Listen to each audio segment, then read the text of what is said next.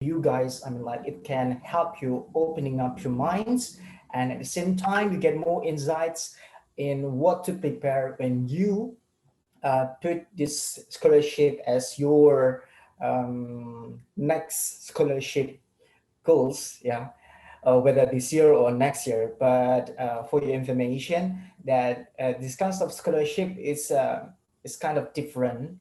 Has a different deadline. So the Swedish Institute, we need to apply to the universities first, and the deadline will be 15th of this month, while the scholarship itself will open in next month or next month, yeah, in February. Okay, so without further ado,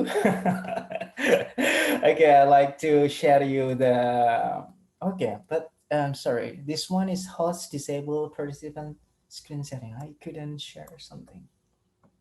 So probably you can, if you move, then will it actually influence the recording? That's what I'm afraid of, but we can try it. Okay, so yeah, so Still unable?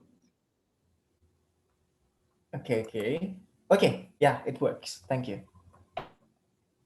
So guys, so here it is.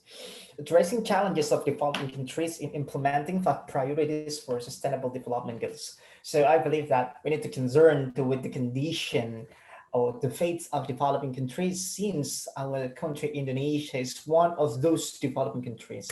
So we would like to discuss about developing countries. We would like to talk about sustainable development goals, and we'd like to synchronize those two terms into one understanding of discussion for tonight. Tons. Okay, so for you guys, if you'd like to say something, just raise your hand. Then I will be so glad to give you a chance to talk about. Okay, for the starter. Okay, so yeah, wait. So how can you know that a country is categorized as developing one? So anyone would like to speak up to kickstart the discussion? Anyone would like to voice out? Yeah, can I? Okay, yeah, grab your chance. Okay, based on the economic thinking that I've been learning a lot of times. So, a term of developing countries for me is not what the mainstream says about it. So for me is when a country has strong dependency on imports, mainly from manufacturing products, from food, from energy. It means having no sovereignty of its own to fulfill its own necessities. And then they have, for example, a trap for having foreign denominated debt. And also that country has a poor, for example, living standard. I mean, you can use a lot of indicators like total economy and so on and so Mm, forth. Means that most of people get impoverished because of the condition that happens in that country, because of policy making is poor, because the inclusivity of the government is lack. okay. So it is something that I call them developing countries. They are still struggling hardly for growing up, for being like achieving what is that sovereignty of his own country itself, economically and socially. So I call them developing countries. Okay, so the keyword is sovereignty as well as import. Yeah, as long as you when the country import, I mean like the rate of import is higher than the rate of export, it means we need to question its sovereignty. And if the sovereignty of a country is questionable, it means it is justified to mention or to include them into developing country. Okay, so I guess. Oh wait. With little addition, Okay. it works for a country that its currency is not demanded internationally. For example, like Indonesia or like other countries. When there is US or UK, when for example, when I want to do export to them, while we receive pound sterling or US Mhm. dollar, means their currency is demanded internationally. Doing trade deficit, it doesn't matter. I mean, it particular case for the currency that has no price in international trade. Okay, so something to note is that we need to look after the currency as well. Okay, thank you. By the way, Mr. Indrawanov, the floor is yours. Well, thank you so much for the opportunities. But the point of me just trying to add the statement of Mr. Agis before regarding the country's call by develop. If do you hear my voice right? Yeah, yeah, it's audible. So when they got the independency, especially in their economic sectors, because it's almost related also with Mr. Agi's statements that um, most of countries that called by developing countries between the ratio or import and export isn't isn't balanced. So these are the reasons that if we call that country is really in developed, if they can't get their independency, when they can get the raw material and they can manage by themselves. So they don't need the big investors. They don't need the big another human resources from other countries to manage their own natural resources. So this is the reasons that we can call them as the developed countries. And once, and it's not the least, the point of me is the countries that call by developed countries when they can give the happiness, especially for the all of, yeah, or most of the people in their countries. One of them, they can give the sufficient job opportunity. They can give the good facilities. They can give the several point how to make their people get their own happiness. So this is the words that called by developed country based on my opinion. Thank you. Okay, thank you so much. So, the independence. So, the keyword is independence. How a country can manage and bring out the best resources and manage it very well. And can balance the social welfare to grant it to every single individual living in that country. So we can consider that country as a developed country, not developing one. Okay, so that's really great arguments. So yeah, probably other Mr. Fabrian or Angga, Al Hanan or Khudari. Come on, Yeah, it's time to sir. speak. Mr. Sani. Okay, yeah, Mr. Angga, yeah, floor is yours. Yeah, I just want to ask actually, because Mhm. I'm just wondering about the term of developed and developing countries. Mhm. Probably anyone knows about the emergence of this term, either developed and developing countries, because as far as I'm concerned, a lot of countries think that if your country is developed well, your people are happier. On the other hand, Mhm.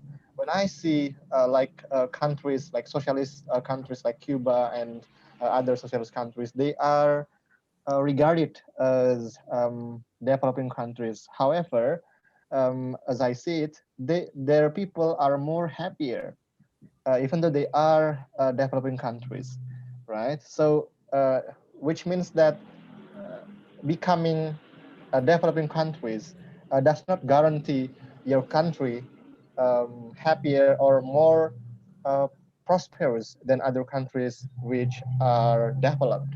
So that's my question actually, because I'm just wondering about this. Thank you, everyone. Yeah, thank you so much. Anyway, I would like to say, to be honest, I couldn't answer the question, but I'd like to throw it back to with the audience. Okay, for you guys that put the definitions on developing countries as the one who has sovereignty, the one who has the independence in managing everything. Okay, here comes, we have someone called Anga would like to rebut and say that the basic parameter categorizing or going against developing country and tolerate the developing country is the happiness itself. What do you guys think about this? Yeah, I'm not Yeah, able to yeah, raise my please. hand. Okay. Okay.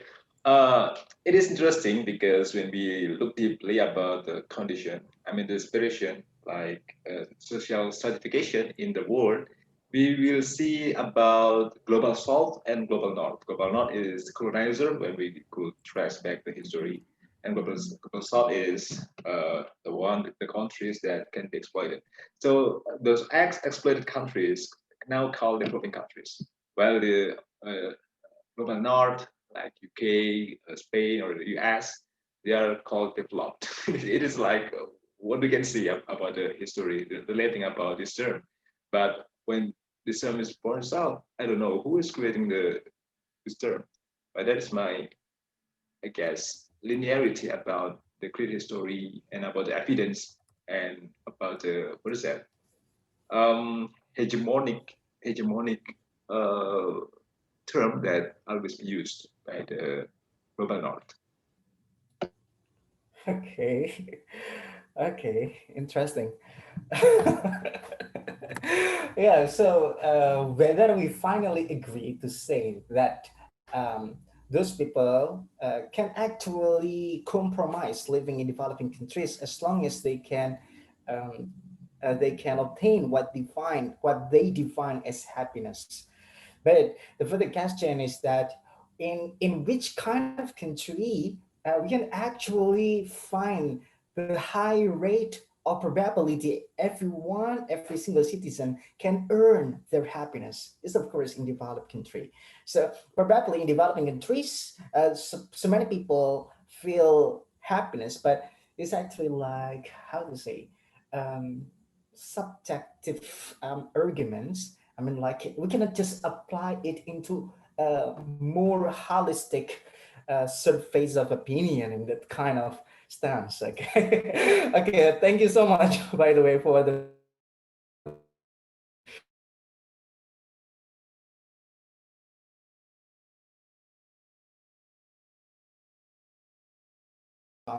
and not yeah. You more. So not only get more, but you take more. Okay. So and also high standard of living is what has been mentioned by Aji, and also better quality of life other people. So probably what Mr. Angga meant just now regarding how I feel like I'm happy in Indonesia, and I consider my kind of quality of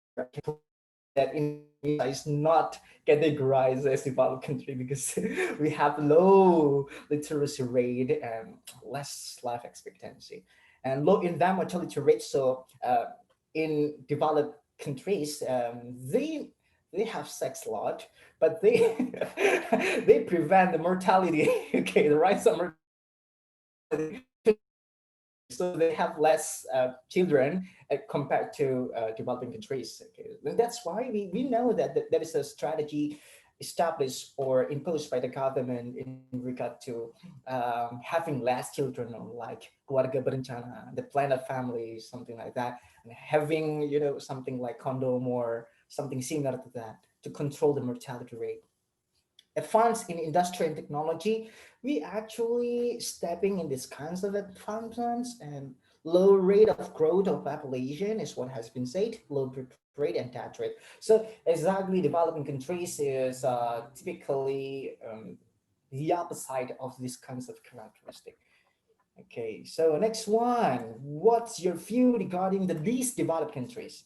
So we actually have developed countries, developing countries, or least, or like there will be like developed countries, less developed countries, or least developed countries. So what do you guys feel? What's your view regarding the least developed countries? Anyone would like to say something on this?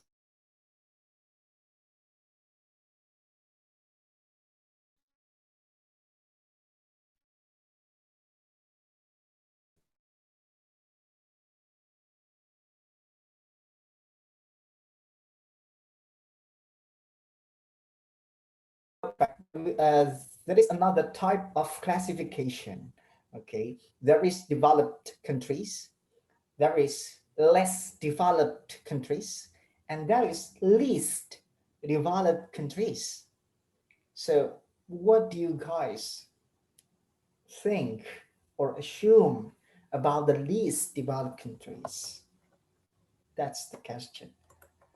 Okay.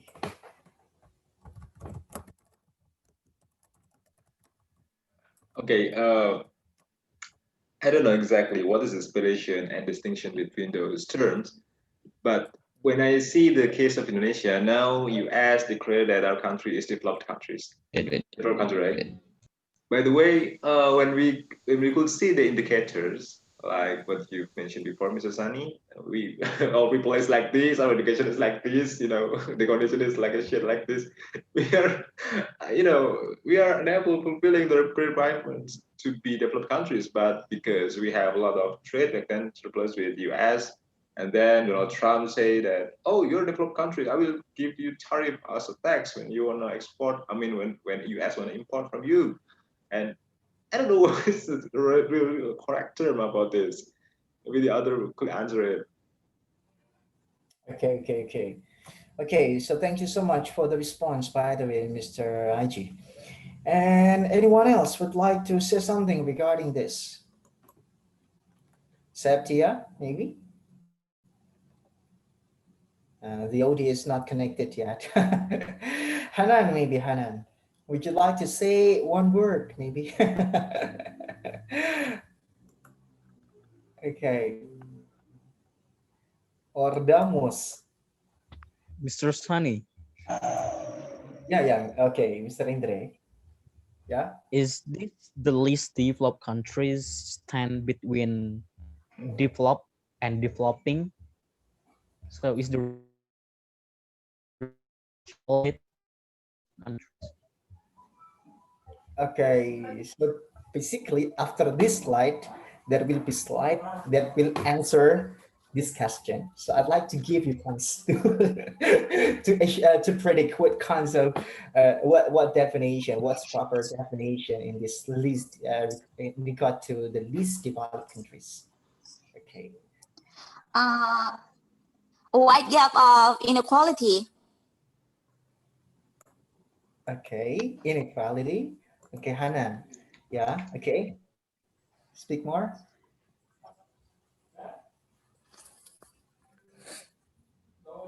Okay. I asked you to say one word and you say one word. Okay. But thank you so much. Thank you so much. I really appreciate it. Okay, so it seems like less people could comprehend this question. So I'd like to. Sir, can I just say Oh yeah, yeah, something yeah. a Okay, little bit? okay. Yeah, please.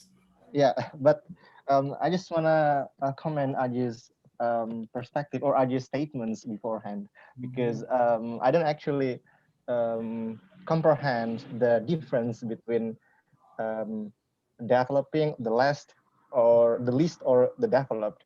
However, I just want to say my subjective assumption regarding these terms of countries right now. In my viewpoint, if there is developed countries, there will always be developing countries, right? So in my short assumption, it is like the borderline made by the big countries to make developing countries or the poorer countries become like them as the role model. In fact, as I see it, becoming developed countries doesn't guarantee your country um, doesn't have like social gap. As far as I know, the countries like US, UK, they also actually have big social gaps. Therefore, many their society, their citizens are struggling to protest their governments right now so far, like what has been done by them in the midst of pandemic era, right? There are a lot of protests around these countries. It shows that the inequality also exists in this country. Yeah, I think it is just the term made by the developed countries to make many countries like becoming this country. Yeah, thank you, sir. Okay, yeah, yeah, Yeah, yeah. can I give additional? Okay, yeah, take your time, brother. Yeah, regarding what Mr. Anga said before, every country has a different metrics.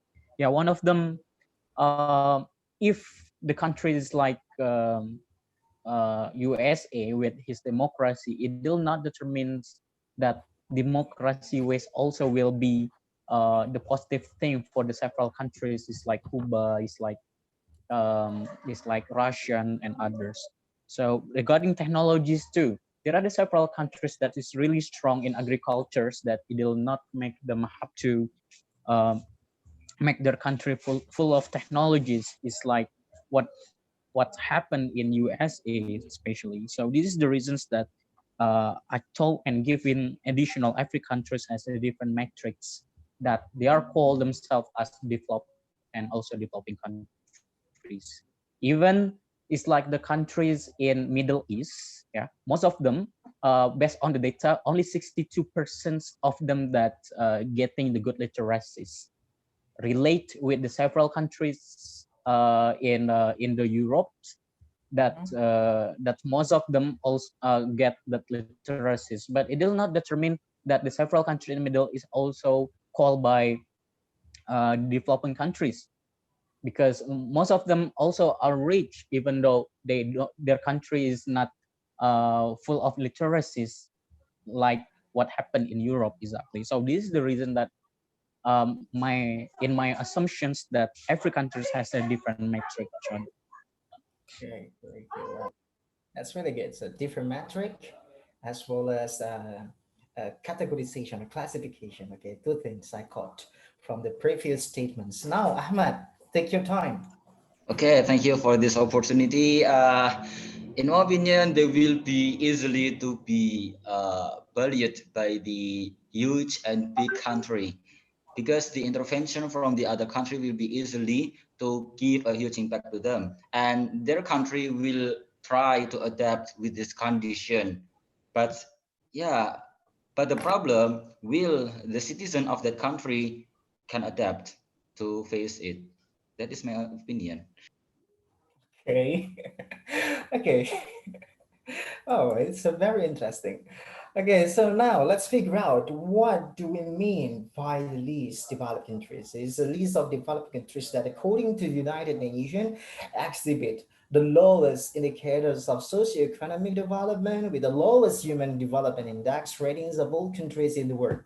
So yeah, basically we can say that one country is the least developed country if they can fulfill the three criteria as follows: the poverty, human resource weakness, economic vulnerability. So yeah, just like what you can see right here, that if the GNI per capita less than US, a 1.5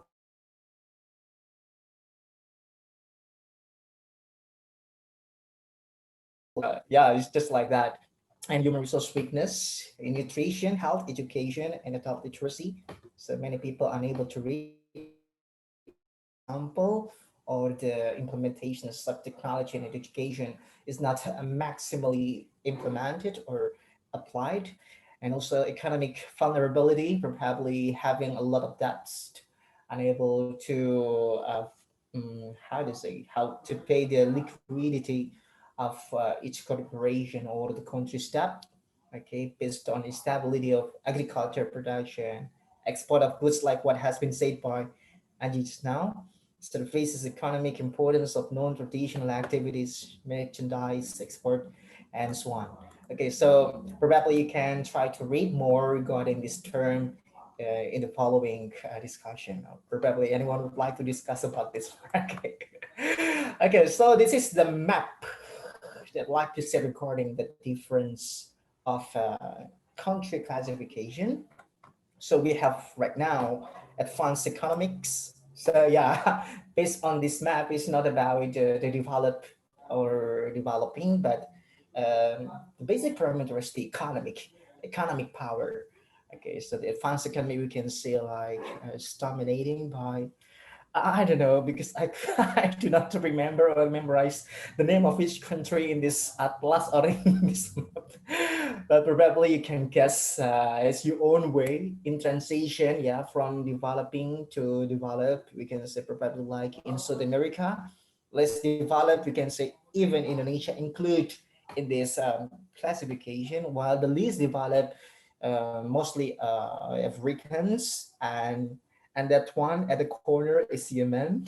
Okay, and also probably it's not Thailand, probably like Laos or Cambodia in the southeast of Asian. Okay, so yeah, and that's it. Hey, do you see the countries is in Africans that only get this the what the small point or advanced economics? What's country this? Anyone knows? Which one? Which the least or the least one? This one In mostly in your map there is in the Africans. yeah, Africans. The- Yeah. Ethiopia, oh, it's not African. In the Kenya, left side. I mean in the left side. in the next What's the continent it is? That is South America, right? There is Oh Oh, yeah, South American. So one advanced economic yeah, country in the South America. What is that? I just know that. yeah. yeah. What the country it is? It's only once in that big ocean. Chile. A little one. I'm not history. I don't recall. I couldn't recall. Argentina, I don't know. Argentina. Okay. Okay, so that's Might Are as you well, Venezuela. might as well. sure Argentina is developed countries? Yeah, it's actually in transition, just like Russia. Yeah, Russia. Oh, is it Russia? Yeah, it's Russia or Union Soviet. It's actually a transition, switching from developing to developed countries. Okay, so yeah, we move to the next slide. What to change to make it the developed one? What kind of things that we can do to change the status of one developing country into developed country? So anyone would like to speak up about this?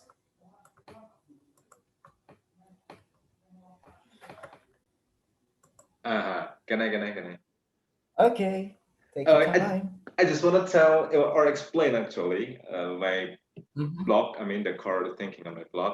So for Okay. example, when we could see the SDG, the highest number of country, for example, the top rank of number three, Finland right number three.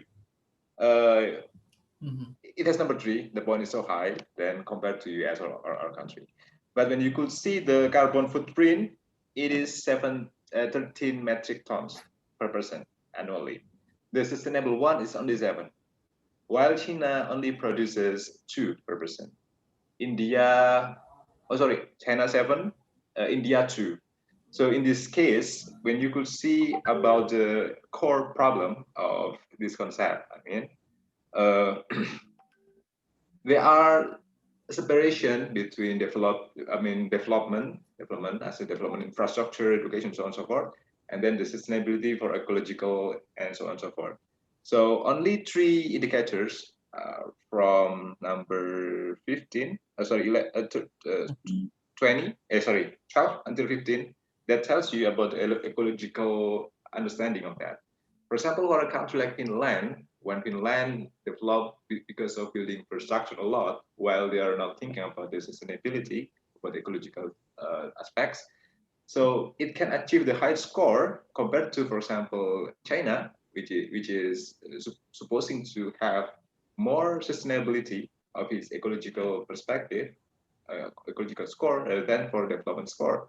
So looking at that, it is a little paradoxical because the comparison is about the summation of all score sum it together, and then which country that has high score, it will be the number one or the higher one. But the fact is, the separation is like imbalance, right? So we should make actually the balanced one, ecological only for ecological aspects, developmental infrastructure, for example, is only for that, and development of human index only for human index. We should make it a separation. Don't make it as a sum together. So the most, for example, sustainable one about ecological footprint now is like Cuba, like China a bit, uh, and North Korea, for example. So in this case, I think it should be reconsidered again by using another indicator and then to make sure that a country will be sustainable for using the appropriate concept or not, for example. So for me, it has no purpose for achieving our country to be developed one because deliberately or not, now Indonesia is developed country stated by US. Well, the condition is like this. It has no sense, right? So maybe the other will give comment first. Okay. Okay, still surfacing on the clouds. Okay, but let's grab it and move it to the next speaker. Ahmad, floor is yours. Okay, thank you for this time. Uh, in my stupid opinion, is how to change it easily is make the previous map as the blue one. So every country we give the same color as blue. So there will be no any developed one. But furthermore, I think when every country is specializing, when every country is specialized in their well sector that they can grab, seems like one country maybe they can specialize in agriculture one, and the other country has the specialization in industry, in car maybe, or the country has the other specialization. Maybe they will make something much better because they do something that they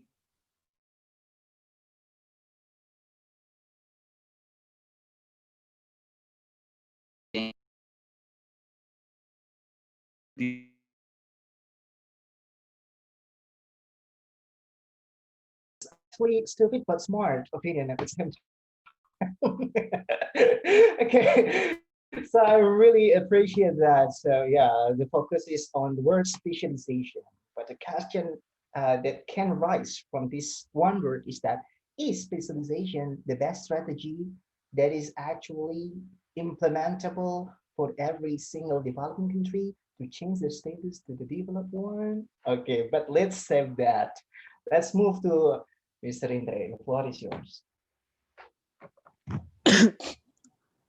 Well, so regarding the way how to make countries develop ones, let's learn regarding to the general election in 2019 between the way of Prabowo Subianto and also Joko Widodo trying to make Indonesia get the develop. Yeah, regarding the way that's used by our recently president is Joko Widodo, they're trying to implement the natural based economy. Natural based economy is trying to free the several big companies. It's like Freeport. It's like the several big companies that is still managed by foreigners that make us get the independency. And also, is it trying to make the good infrastructures? When we have a good infrastructure, they're trying to make these countries, it'll be easier to connect one another from this island to another islands. And of course, it'll trying to make our production bigger because we got the good infrastructures. So this is the way that in the generally the way of this country coming from the ideas of Joko Widodo trying to make this country develop. But let's learn. But let's learn by the way that the Prabowo Subianto back then trying to make Indonesia get a better, especially yeah, in the time exactly. So one of the way that Prabowo Subianto trying to implement is knowledge-based economy. So what the best knowledge economy? They they trying to put the big allocations, trying to make our human resources get the better. Firstly, when we get the good human resources, and we will try to produce many microeconomics. We'll try to produce many startups and others. So it's the reason that Indonesia, time by time, will be the good countries or advanced countries at developed one. But the key point from their ways between Jokowi's way and also Prabowo's ways, one of the key point, even though they're trying to do this, but Indonesia still banded by the big debt is in IMF, is in World Bank and others. It'll be difficult for us trying to decide our policy because many countries will influence this nation. So it's the reason that it's really difficult for this nation to get developed. So this is the reason that we have to get the suffer, trying to avoid the debt coming from IMF and also coming from the World Bank or the several countries.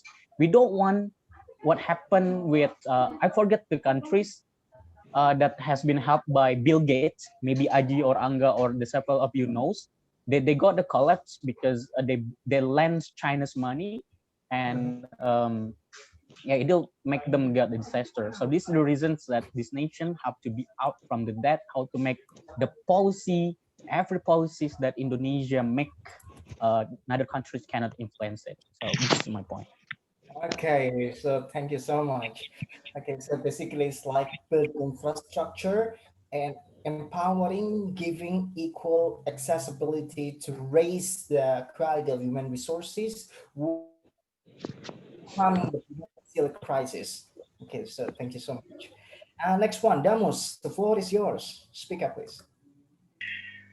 Okay. Thank you for the opportunity. Sorry for my bad English. Okay, I learned from here. Yes, I agree with Mr. Gibo. Yeah, I think human resource quality is the most important, and this in in the map last one you open it is there is interesting things in the tropical line. There is more less or less developed countries. In the subtropics, most of the country is in development country. So I think the human quality resource is the best way because I think in subtropics you must survive with a great idea, or because the geographic is more harsh. So you must survive with your brain because our country in the tropicals, if we just to menancapkan kayu, we can grow our food with easily. So this is the one problem in our country or in the tropical one, because God give us easy way to live. God, yes, that's the how to make development mindset. How to make development mindset to the human resource in our country. That's the I think all like economy sector, like all of them is economic or something. If the every person has idea to become a development mindset or become the developed country, it will be easy to give like a discussion or something to make we know we must to become a developed country. Thank you. Okay, this is quite unique statement because, oh my goodness, I feel like, yeah, life sometimes easy, but sometimes it's hard. Okay. Okay, so yeah, life is never flat. Yeah, but to sum up, what you say is that when push comes to shove, when we are in pinch, in the most difficult situation, we are pushed to have a limitless creativity or innovation to survive. Okay, thank you. Mr. Eka, the floor is yours. Okay, thank you. Maybe I agree with Mr. Indre before and also Aji, but maybe I will put some additions to that because we I think two of my senior is talk about is just to talk about economic system, or the way that our government implemented the policy through the economy. But actually, that I wanna tell is when we want to be advanced, that the system must be changed. For example, the education and then the mentality of the people should be changed. Why? Because you can have a great technology, you can have a great industry infrastructure, but if the people don't have the mentality as advanced country, I think they will how to say it, like nervous to use or to live with the situation. That first, and second, maybe I would say like what actually we get if we be an advanced country, because it's like the system that provided by the elite, global elite, maybe, that want us to really reach the limit of our country, of our land, of the system, of the society or something. Because like I don't know what country that they don't use electricity, they don't use everything about technology, but they live happy. They can they Okay. live happy, and then they can provide the needs for the daily needs, something like that. I think I can call it the advanced situation, because they they don't afraid about the future. They don't afraid about lack of resources, something like that. And then their country be one of the favorite destinations, something like that. So I think uh, I just want to comment that, because what why we so so have to be an advanced country when we happy with the situation, like we can provide a daily needs, and then we can have a good environmental, or we have a good relation with our with other people, and then with our society, with the difference of our culture, something like that. Thank you. Okay. Yeah. So this is a quite incredible statement. So the first time you'd like to say that um, when it comes to developing countries, we need to measure or assimilate the definitions of happiness.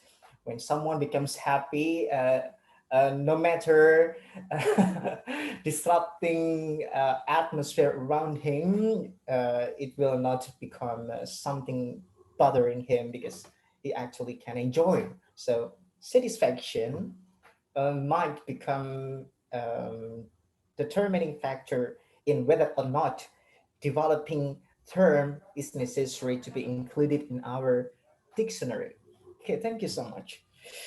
But this the very first opinion of Mr. Eka is quite intricate, yeah, because we talk about mental revolution, but at the same time, in the first period of Jokowi, he said like work, work, work.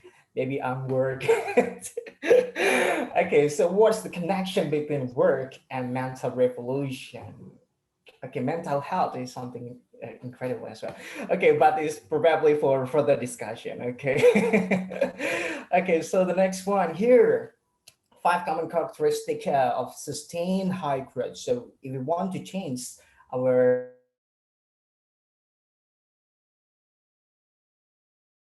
have this five common characteristic, as you can see on the very in the left side. So we talk about the government roles, so leadership, governance, credible commitment to growth, commitment to inclusion, capable administration. So yeah, we still have a very bureaucratic, long, complicated one. It's not efficient at all. So many citizens complain, but it's actually the chance for the higher up to corruption. Okay, so and when it comes to data, we need to have an openness. We need to be able to import knowledge and exploit global demand as well. Yeah, probably like Gojek is trying to dominate Southeast market. And also we have macroeconomic stability, modest inflation or controllable one, sustainable public finances, and for every single individual, they have future orientation, high investment, high saving rates. What about you guys? Do you have high saving rates in the process? Ongoing, okay.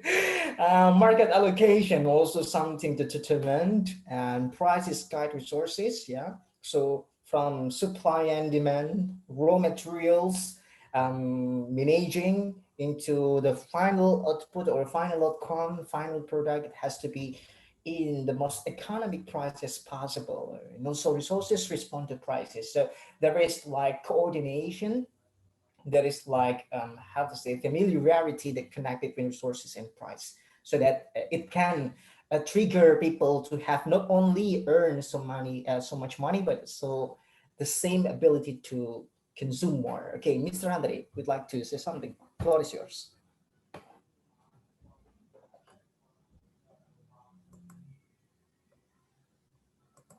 Okay, Mr. Yeah.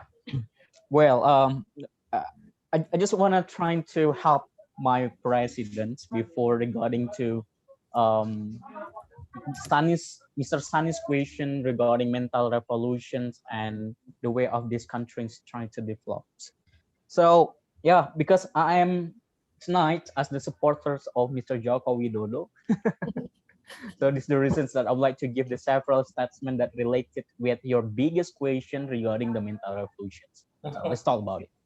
Mental revolutions, yeah, how to get the mental revolution regarding to the habits of the people, regarding to the way or the perspective of the people is possible. So this called by mental revolutions. So how do we need to change it? We need the tools. So what is the tools? The tools is policy, yeah, government policies, government policy, how to change the perspective of the people, how to change the habit of the people. We need the policy as the tools. Yeah. For example, back then, the several years ago, many people sit down on the roof of the trains. Yeah, is allowed to sit down on the roof of the trains. But afterwards, the policy comes to punish the people if they are sitting down on the roof of the trains. So when the punishment comes, the people feel afraid to sit down on the roof of the trains. And till today, we never see the people sitting down in the train again. So this is one of the biggest example how to change the revolution or the mental revolutions of the people in our countries.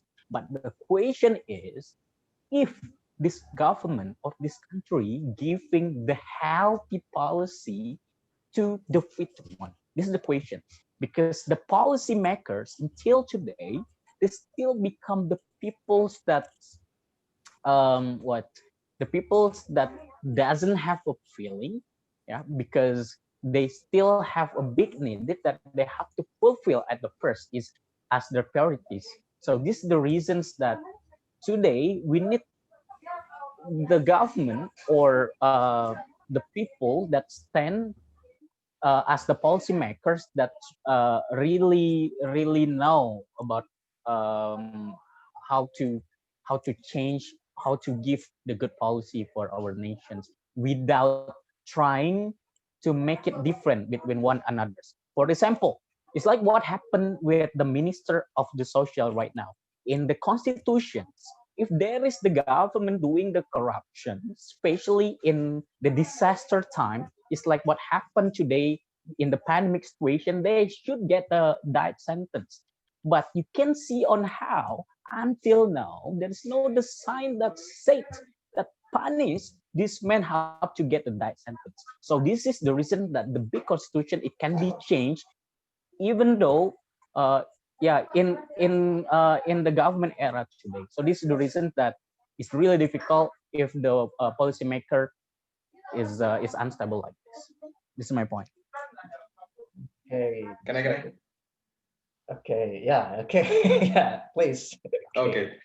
Actually, I can criticize all the aspects of the SDGs. I can say that a lot of things is flawed. For example, how to control the modest inflation is you should make unemploying buffer stocks. You should impoverish some part of people, and then you could have less purchasing power from them, and then you have more disinflation. That's austerity measure that is proposed by IMF.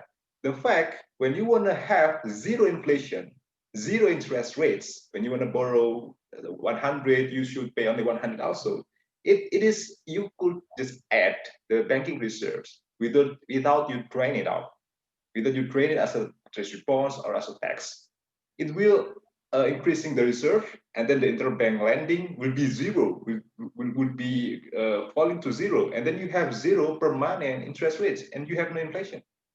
It's easy, but why we should impoverish the people in order to modest the inflation? Because they think that economic curriculum is coming from the monetarism, is coming from the neoclassical, is coming from the Walras, is coming from the new Keynesian. That's all of them are garbage. So for example, sustainable public finance. They think that increasing the reserve balance, for example, doing the quantitative easing will induce inflation, but the fact is not. Okay, I don't want to tell about the theory and the calculation, maybe later in my personal part. But in order to achieve the sustainability and also increasing the social level of our life, and then for implementing the right policy proposal agenda that we would actually should implement, we should not follow the rule from the IMF, from the SDG, either from the Goldman Sachs. We should create the heterodox one, means contemplating all of the, what is that, radical imagination, not imagination actually, that it has been applied in the New Deal era back then, in the Roosevelt era. We should apply job guarantee. We should apply a lot of things: free education, free healthcare, free tax for all, except for personal taxes when, what is that, for rich people. Not because of we need tax as a government income, but because we should redistribute the wealth. It's not for that. We should erase.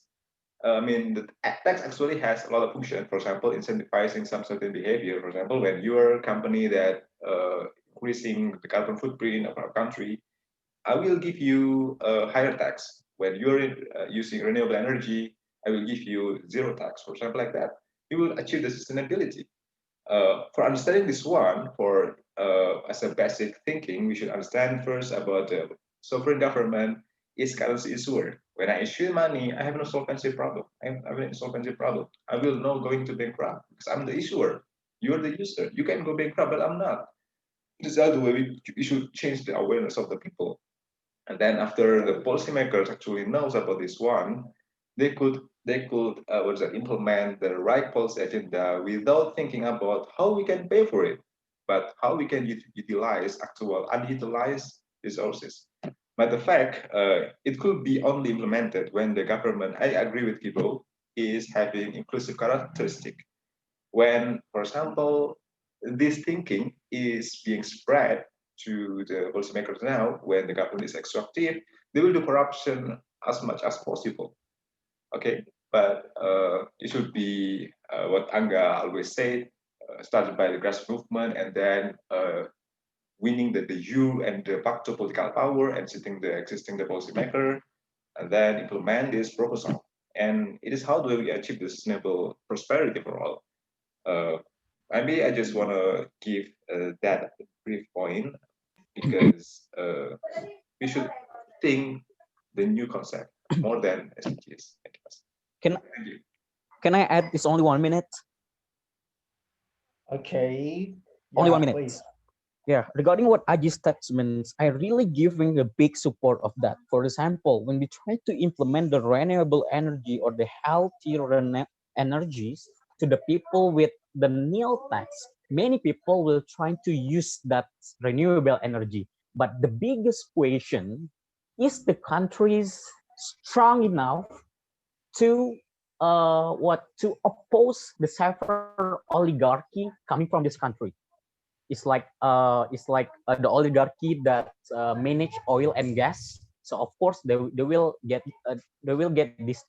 disturbing about that. So this is the reason that is our countries is strong enough to oppose the oligarchy in that situation? Could you imagine the several years ago there is the man get the way in the renewable energy from water, but day by day they are killed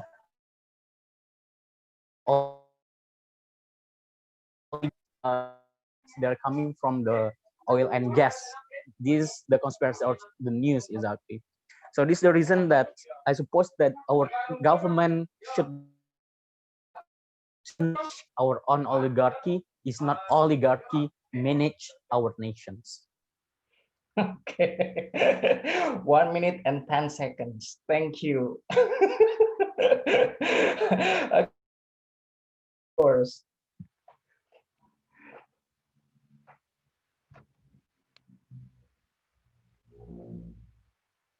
Ahmad, are you with me?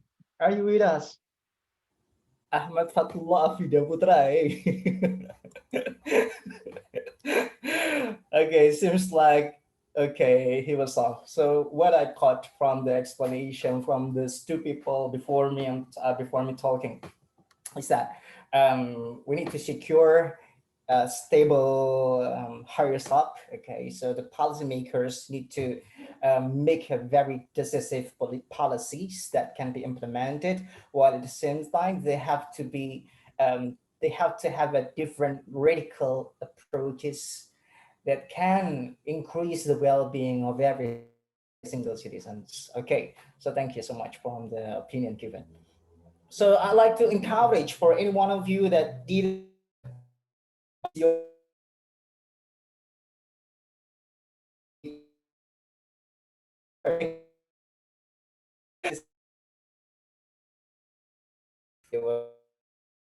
one. So SDGs, what is that? Anyone would like to say something about this? Sustainable Development Goals. Anyone would like to say something? Mr. Sunny, let's listen. The several people haven't spoken up yet. Okay, yeah. So Hanan, maybe, or Fabrian.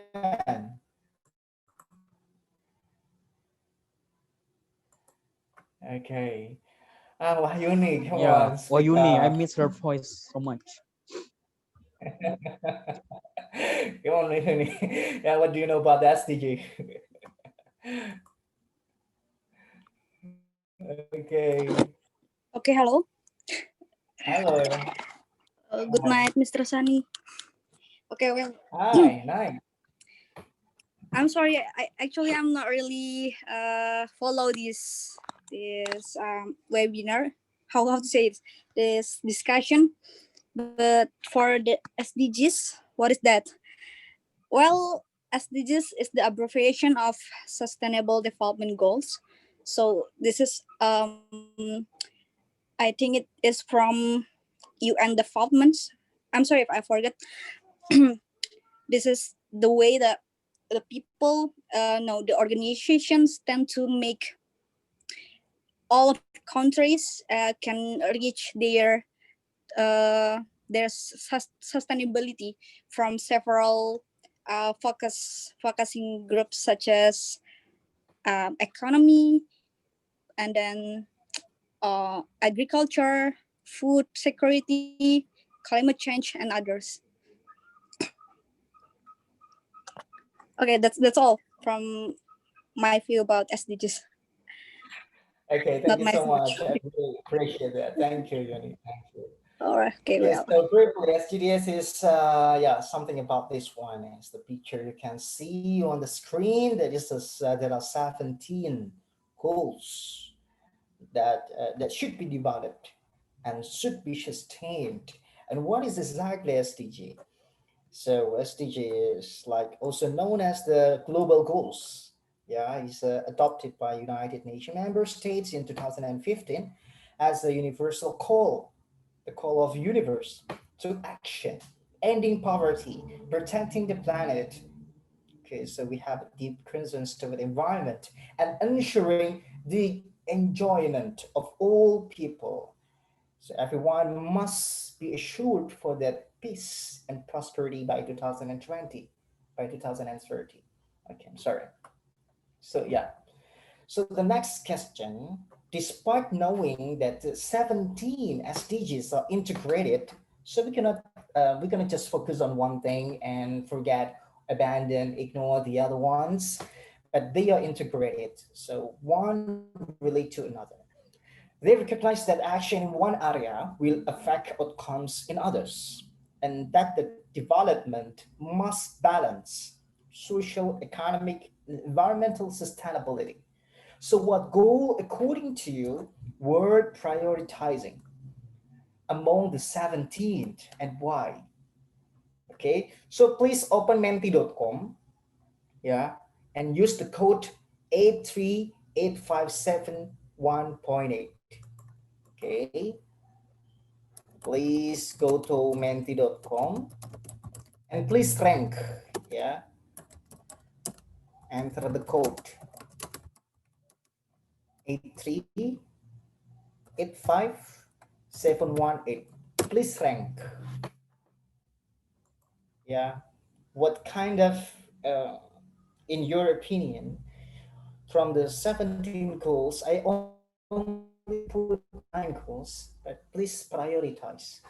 Okay, I'd like to stop sharing and move to menti.com. I'm gonna wait you there. Okay, so wait. Okay, The code, Mr. Sunny? Oh yeah, this one. Sorry. yeah. Okay, so please rank.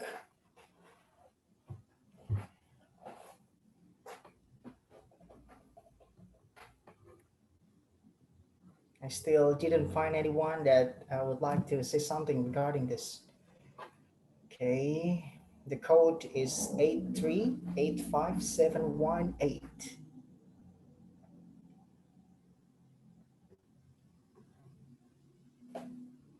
Okay, still rank number 1. Okay, guys, please be active and engaging. I made this just for the sake of you. Okay. Oh, so 3 people now. Okay. Oh, from 3 people, the first ring is quality education. You prioritize quality education. That's really interesting. Oh, number 1 is poverty. Quality education becomes the fourth. Wow, that's really interesting. Okay, we start going. Okay, incredible. Okay, quality education comes up. Okay, from number 4 into number 2. Okay. Okay, so 5 people, 6 people. Quality education again rank first. 7 people. Poverty comes to second. So it's like writing IELTS. We have the graphics right now. Okay. So yeah, this is really interesting. Thank you so much for the collaboration and participation. I really adore it. Okay, add people. Okay, that's really cool. That's really cool. Okay, so I guess let's move to the discussion. Okay, thank you. Okay, so yeah. So anyway, um, so the first one just now is actually wait, quality education. Number 2, poverty, no poverty. Number 3, good health and well-being. Number 9, industry, innovation, infrastructure.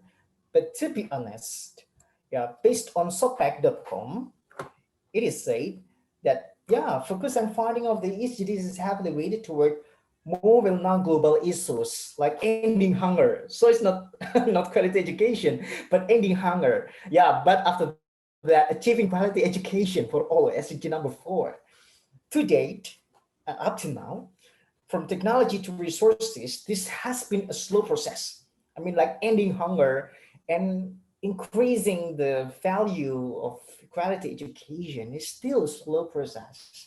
When we check up on the global progress toward achieving SDG 17, the vast majority of countries fall well short. It means they failed to maintain the good partnerships among the countries. So as long as this continues to be the case, the prospect of achieving the other 16 goals will remain difficult, if not utterly unachievable. So to conclude, if you believe that the first thing is quality education, second one is ending poverty, hunger, but if you still couldn't maintain good connection, good diplomacy with other countries, it will take a very long process. You strive so much on that. So this is based on sopak.com. Okay, so the second one, let's move on the second survey. Okay, what about Indonesia? Okay, what about Indonesia? Not pick 7, but pick 3 from SDGs 17. What kinds of goals that need to be prioritized by Indonesia? Let's come back to the menti.com and use the code. Okay, I will close this and move to the question. Okay, wait. Yeah, the same code. Yeah, still the same code. Wait a moment. Okay. So here we have this. So according to you, for Indonesia, which goals that you want to prioritize? Okay. Oh, you would like to say something? Okay, yeah, please. Oh no. Okay. Okay, so yeah, you can see, you can go to menti.com and use the code 8385718. Okay, so this is not rank, but please mention something regarding the goals. You can at least mention 3 things, 3 goals. Zero hunger, qualification, no poverty. Okay, any other? Okay, still persistently. Okay, on that one. Okay, gender equality, that's something new. Okay, that's really cool. Okay, 2 people. We still wait for other one. A clean energy. Okay, zero hunger. Go to sovereignty of currency. I think this is not included in the goals of SDGs. Oh my goodness. It's my goals. Okay, but anyway, yeah. Okay, so we still open the chances for any one of you would like to comment. Just go to menti.com and use the code. Okay, partnership. Okay, clean energy, and then education. Okay, quality education. Okay, 5 people. Okay, so if yeah, what else? Partnership, quality education, zero hunger. Okay, gender equality. Okay, still that. Okay, 6 people. Okay, you're going to wait for about another 1 minute. Probably one of you would like to say something. Okay, is this all? Maybe zero hunger, gender quality education, clean energy, zero hunger. Again, work balance. Wow, work balance. Yeah, I mean, like, there is a less job vacancies right now, especially in the midst of pandemic. It's so hard to find appropriate job that actually match with your talent or skill. Okay, quality education can give you skills. Okay, clean the city. Okay. Okay. Okay, clean the city. Okay, that's really, really interesting. Okay. Okay, thank you so much, guys, for setting anyway. Let's come back to the screen share. Okay, the first one. Okay, so again, I'd like to tell you that based on April dialogue,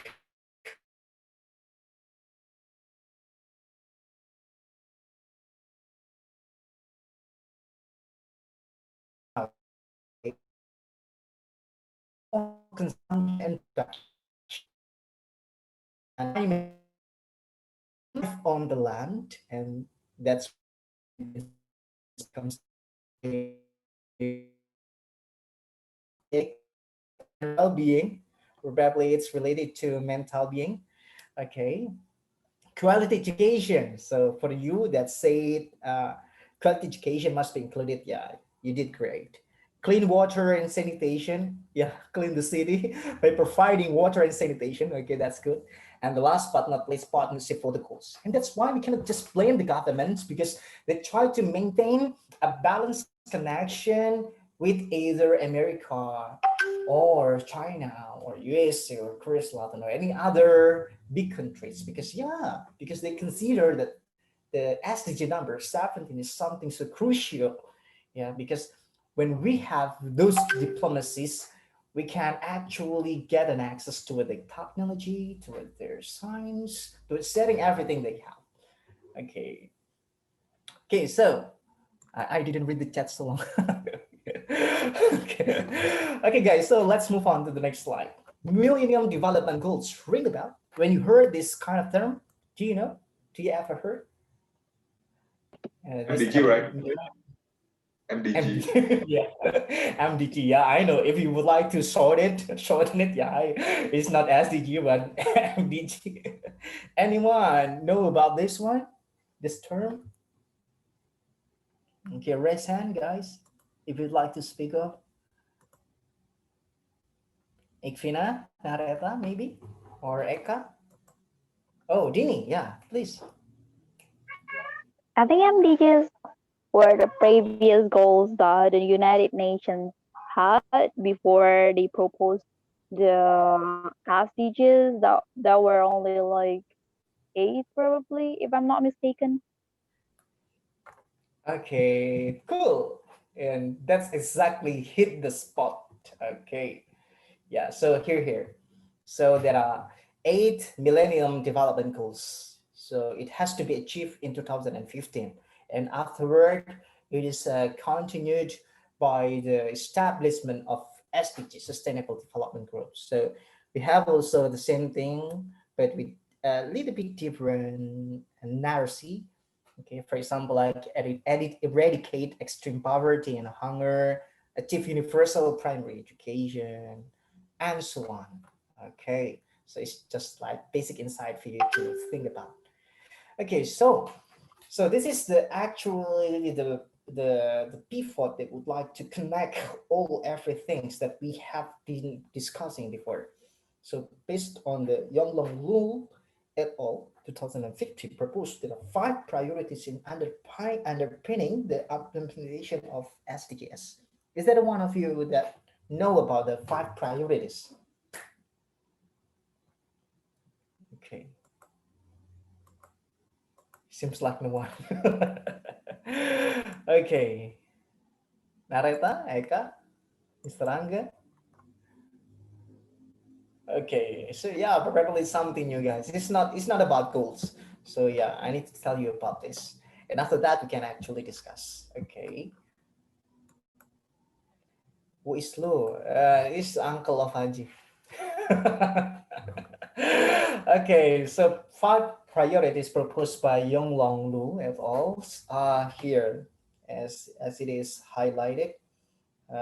Device metrics, establish monitoring mechanism, evaluate progress, enhance infrastructure.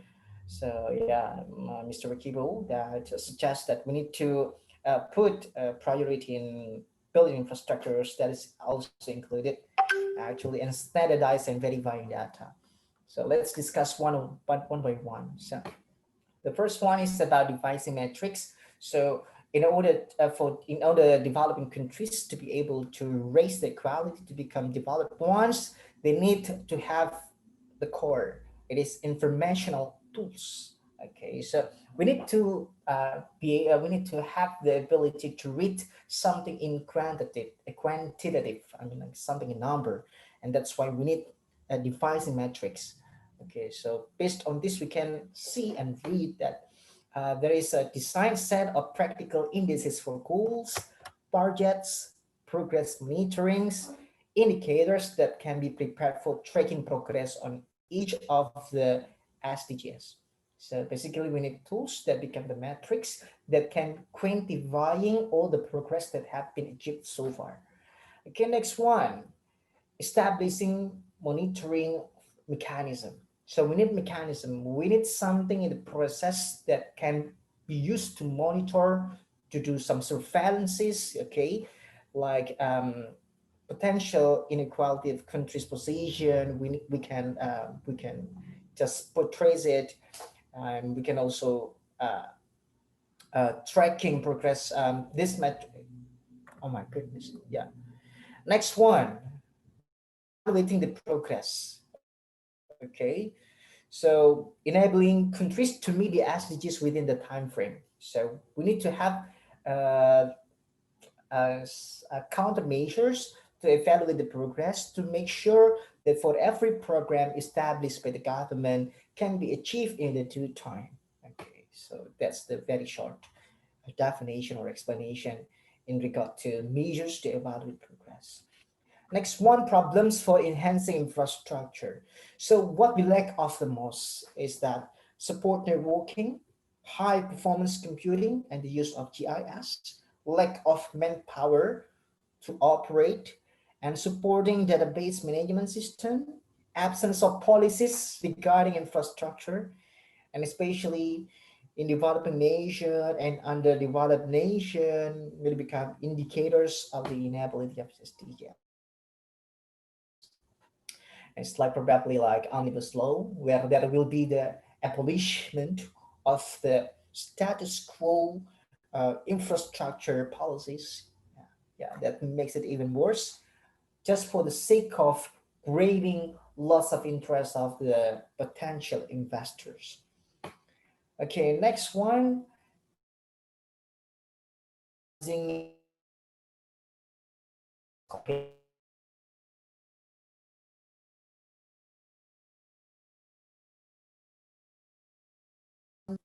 SDG programs that government prioritize. Government should make it open access. Okay, so the data actually accessible to every single citizens. So they will feel reassured because they know what they like of, and they will feel the uh, how to say uh, the possessiveness, the sense of having something. Yeah, so that's why they can consider that this is the homework that we need to do together, rather than blaming the governments as the only entity to work on this kinds of homework. Okay, so among the five priorities when Indonesia put at the center of gravity, which priority Indonesia abandoned the most? Okay, so based on the horrible explanation I gave you, I'm sorry. Okay. Among these five priorities based on loose opinion, which priority that Indonesia is currently abandoning? Okay, so what is like in Indonesia's system? Okay, please, Adi. You know, even I Yeah, want to seek the data, for example, for responsible personal income here. I don't find it. when I want to find the correctly how much our population, I don't find it also. How much the percentage of people under utilization, I mean underemployment, I don't find it also.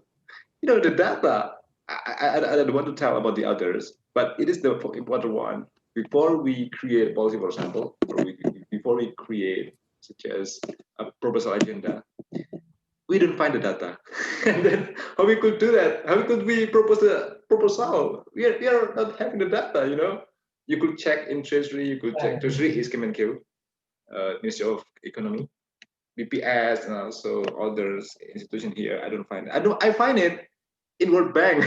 Oh my goodness. Oh my goodness. How crazy it is. And it should be, what's that? It should be repaired, right? To build up our development in a better way. Maybe it is my core problem about finding the data.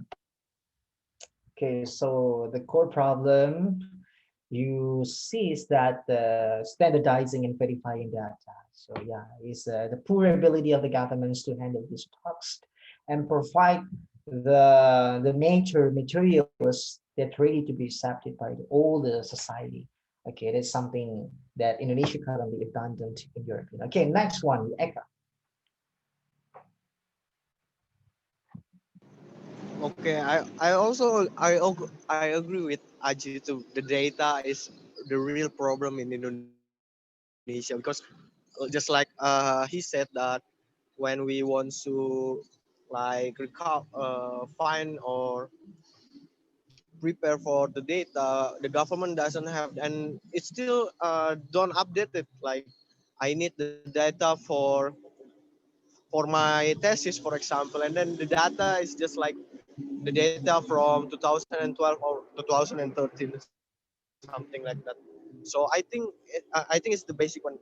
And then I said all of them is abandoned by the Indonesian government because when we talk about monitoring, they just implemented the policy, but they don't have the monitoring system. And then when it goes viral, and then they just keep busy.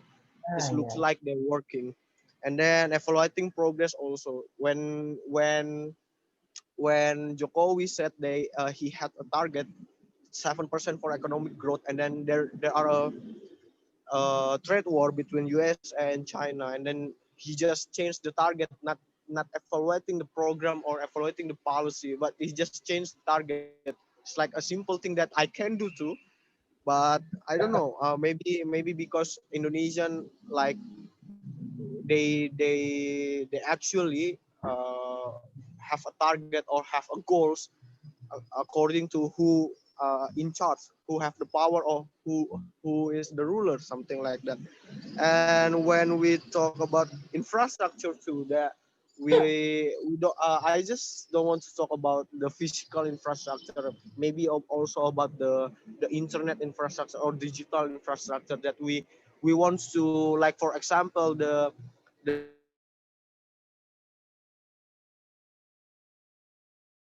to digitalize our system in election, but we just don't have the infrastructure, the internet infrastructure, and then the citizen data, something like that, and verifying data also. That just like Aji said. Maybe that's all from me. Something funny is that you keep campaigning and supporting government for 4 periods, while at the same time you admit that Indonesia, which Jokowi leads, abandoning all these priorities. That's something incredibly funny. Okay, but thank you so much for your comments. Anyway, what you said is undeniably true. Okay, so anyone would like to give a comments? Cikarang ini, floor is yours. Yeah, no. Before that, Ahmad. Before, yeah, Ahmad, floor is yours. Yeah, I agree with Mr. Aji, which say that which say that the number 5 is the most problematic, the most abandoned priority that abandoned by this country, because yeah, there are so many bias and hawks in this nation, and seems like every data in our nation has the tendency to some of a perspective. So by this opinion, yeah, seems like when we want to share the real data, we tend to edit it, and we can and create the verifying and standardizing process will be hard, because we cannot trust between one person to the other person to the other people. So how to create the situation that we can standardizing and verifying data if we cannot trust each other? Seems like that. Okay, but, yeah, I guess like this is how to say indispensably inevitable, yeah, because we're living in the data era. So yeah, verifying data and determining the most reliable primary or the most reliable or primary data source is something also it's quite tricky to apply or to get in this kind of era. Yeah, last but not least, you can. Yeah, thanks for Mr. Nick to give the opportunity on this occasion. Regarding to your question that what is the most priority that the abandoned by the government policy or policymaker, especially for our government, I I think the most fundamental thing for these priorities is devising metrics, because without that priority, so we cannot establishing, monitoring, evaluating, enhance, and also standardizing and verifying data. Get to Indonesia, is it exactly happen for Indonesia?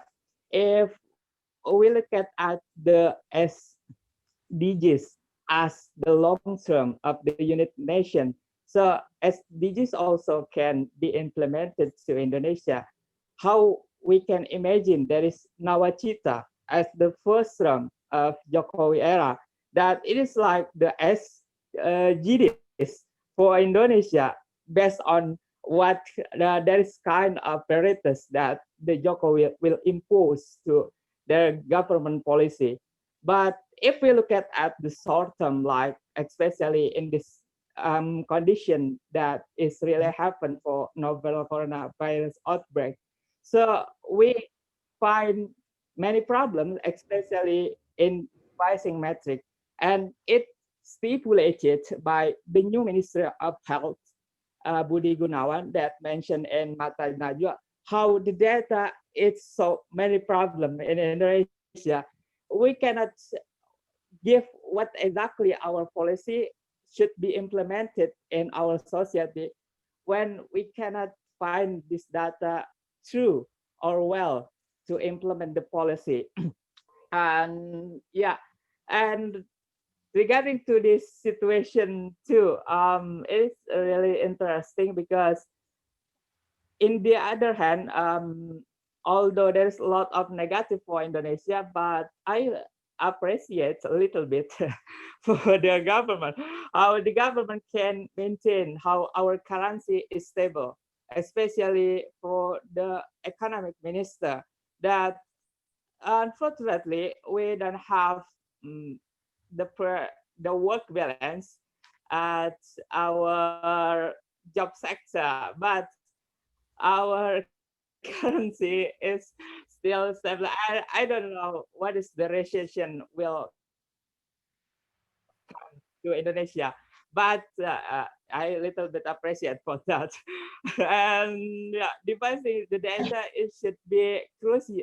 Sorry, devising a metric it should be crucial because based on that metric we cannot connect each other to all sector, that what is our priority is, what is our goals mean, and what is the campaign of the president is.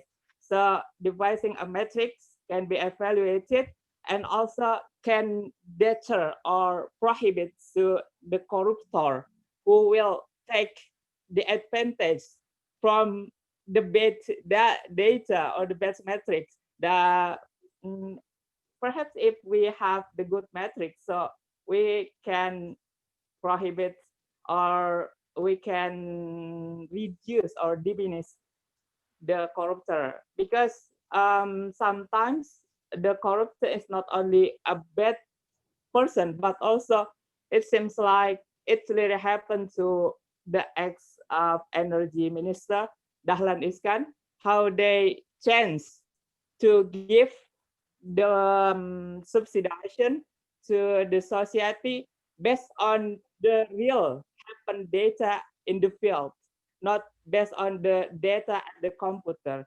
It seems like at the data written on the text, so the A is the what's that? Is the poor people, but unfortunately they have the business at the field when we come to his house and other, and I will chance to the subsidization to the B. It's really, but the B is not mentioned on the data and the computer, but we can bring it to the law. That is the corruption. So it's really a problem for devising a metrics in Indonesia. And it's for me. Thank you. Okay, that's really great. Oh my goodness, that's really explorative arguments you gave us. Okay, so yeah, we need a stable currency in 14,000 for $1. I think that's quite good. Okay, thank you so much anyway for the comments, Mr. Chikaning Ilya. Okay, So we finally jump to the last page. Probably it becomes the most challenging page or slide from our discussion tonight. So let's take a look at your current or past major or current profession. Okay, what's your major before? What's your ongoing major? And which priorities sync with it the most? Okay, so you already understood those five major priorities based on loose opinion. How you gonna make it work? How you actually able to synthesize the work you have, and also the previous study you earned, and benefits or changing, fixing, or probably empowering those priorities. Okay, anyone would like to speak up on this one? Floor is yours.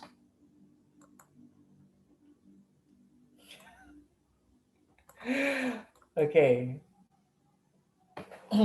So probably like, for example, I took management as my major. Probably the priority that actually match and link with my major, for example, is like building infrastructure. I mean to talk. Oh yeah, yeah, yeah. Yes, grab the Okay. chance. Okay. For me, it is my assumption, right? So there are a lot of alternatives, like the economy, like the growth, like heterodox economic thinking, or this is SDG. So there are concepts that proposing for our development where we going to like that, right? So when our focus on environmental understanding our output, we could use the growth. We are reducing all of the growth that is bad. We are only having a growth based on the good things. So a lot of things that we could use. We could compete each other with which the right concept that we should apply. And the second is what kind of tools, like what a lot of times Mr. Sani said, we should have five aspects that previously mentioned, how we could do it well with the supervision of the government and so on and so forth. And then uh, what is the right policy anchor that we should progress with? For example, we should implement the job guarantee for all, for anyone who are willing and able to work. For example, we are providing job guarantee. The government should be the employer of last resort, something like that. And a lot of things we could discuss about this, but the core point is the first is about finding which the right concept first. When our economy is mostly coming from the like Harvard, Oxford, or yeah, like Cambridge or some stupid universities like that, we are going nothing. Inequality is still increasing, poverty is increasing, instability increasing, dependency of imports still increasing. We are going for nothing, right? So we should find the alternative one. I'm not saying SDG is bad. In some aspect, it is good, but we should consider what kind of the policy implication that we should apply for. For example, we should understand the monetary operation for as economists, how to change the question from how we can pay for it to how we can utilize underutilization of resources, for example. So a lot of things that I grabbed in this discussion actually about what is that how to implementing it well based on from the supervision, from the implementation, from the what is that what is that correction when something problem and we should solve what is the right solution. A lot of things, and that is my opinion, Susan. Thank you so much. Very well. That's quite explorative one.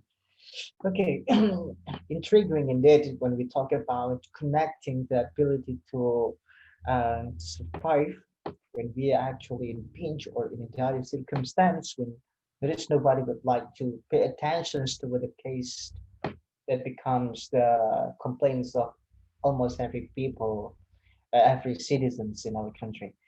Okay, thank you so much for the opinion. Anyone else would like to connect with a previous major with a priority and how it actually can fix the problem? Okay, anyone? Mr. Ranga, maybe? Yep, Mr. Sani, what is the question? Sorry, I didn't catch. Okay, so the question is that take a look at your current or past major, okay, your previous major, or your ongoing profession. Okay. Which which priority from the previous five priorities on the opinions of Lou, yeah, sing with it the most. Okay, so how you gonna make it work? So from the five priorities, and you have your major, how you actually make your major can fix the priorities, and which priorities that can be cured or healed or fixed by your major or your current occupation. Okay. I'm sorry if something that I will share will not relate to the previous discussion, but um, the weakness of the programs like MDS, what does it call, SDG. and SDG, Mhm. as far as I know, is like the top-down conception. It's like the concept to make the oppressor to less oppress. I mean, they don't actually appreciate the local people, the communities, the indigenous people, by building companies to make the economic growth and so on and so forth. So I think the most important thing that we need to do, if yeah, in whatever our job has, is try to encourage the local community, appreciate them, and um, convince them to make their own policies and even to rule their own countries better. Yeah, I think that's all, Mr. Sani. Thank you, sir. Okay. Okay, thank you for anyway. This is something new for me about top-down conception when they can expect less criticism or they can expect to bring more operation to the local people. I think this is something good from one perspective. Okay, Dini, yeah, please, what is yours? All right. So probably I'll be talking about my previous major first. So back then, I was a student of Department of English Education, and then afterwards, I did an internship in Taiwan, and at the time, that was related to sustainable development goals. To be honest, because it was supported by the Ministry of Youth and Sport Affairs from Indonesia and Ministry of Education from Taiwan. So at the time, I tried to support the equity in education. That's why I'm into it until now. And then I also started my non-profit organization, which is called as Hey Youth. So until now, I'm really into it. I'm still working in education field, and I think in the future, if I try to pursue a master's degree, probably, and I can try to expand more impact and try to expand my connections and gain new insight and knowledge. And I believe that I can also support the government in the long run. Thank Okay. you. Okay, yeah. So you actually want to underpin the government from the perspective of quality education. Okay, yeah. So Yes. there is no crossing major. Yeah, your current occupation with the previous major is actually in line. So basically, that's a quite excellent foundation for you to bring up more choices because it is actually like have the have the same road or same rules. Okay. Okay. Thank you so much for joining and also commenting. Dini. Okay. So yeah, I'd like to say about sum up, but I guess because our time is over, I can say that thank you so much for your joining, guys. I'd like to appreciate everything that you have putting so much into our discussion. That's a really great and incredible one. So I suppose I can expect you all guys going to get scholarship in the long run, or can make your expectation come true. Okay, that's my pray for you, and thank you so much for joining, putting attention, and sharing ideas with me. And see you next time. And I'd like to make it come back and make it back, return it to our house today. Mr. Rajin, floor is yours. Thank you, guys. Yeah. Okay, thank you so much. This is enlightening topics that we grabbed this night. By the way, a lot of things.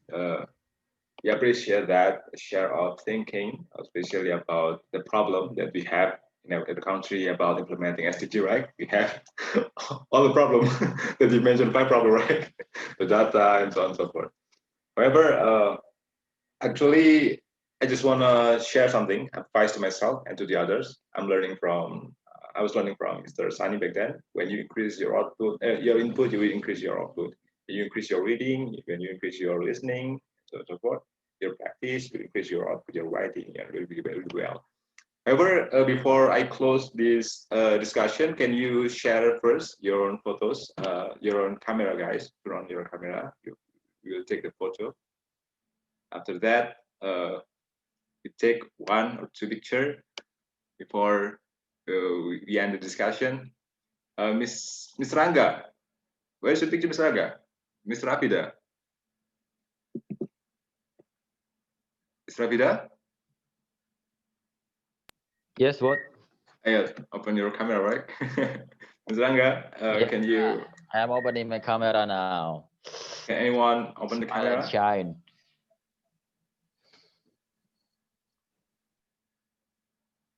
Mr. Damis, Miss Narita, Mr. Chikoneng. Okay. Okay, perhaps I will take it. I will count at 3, 2, 1, and then take it.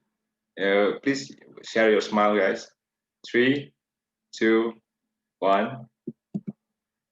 Again. 3, 2, 1. Okay, thank you. That's for all for this night. And the last I said, hello, Ta. Yesterday you said Yesterday you said tomorrow. tomorrow. Bye bye. Okay, see you next week. Thank you so much.